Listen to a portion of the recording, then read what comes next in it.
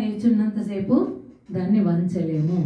ఇక్కడ అర్జునుడు స్ట్రేట్ ఫార్వర్డ్లో ఉన్నాడు, ఈయనను వంచాలి, వంచినప్పుడే ఇది సాధ్యమవుతుంది అనుకుని ఈ రథాన్ని తీసుకెళ్ళి ఏం చేసిండంటే భీష్మ ద్రోణ ప్రముఖత సర్వేషాంచ మయీక్షితాం వాచ పార్థ పశ్యైతాం సమవేతాన్ కురునితి.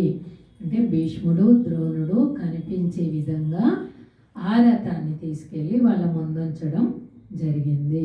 అక్కడ వాళ్ళందరూ స్పష్టంగా వాళ్ళిద్దరి ఎదురుగా కనిపించేటట్టు, అంటే భీముడికి అర్జునుడికి అత్యంత ప్రియమైన వాళ్ళు. అప్పుడు అర్జునుడిలో స్టార్ట్ అవుతుందండి మళ్ళీ ఒక మనస్తాపం, ఒక హృదయ దౌర్బల్యం. ఎందుకు? భీష్ముడు అంటే పంచప్రాణాలు, ద్రోణుడు గురువు అంటే పంచప్రాణాలు. అప్పుడు ఆయనకు పట్టిన అహంకారం అంతా దిగిపోతుంది. నేను వీళ్ళతోట యుద్ధం చేసేది, నేను వీళ్ళని చంపుకునేది. అవతలి వాళ్ళంతా మాతులాన్ శశురాన్ పౌత్రాన్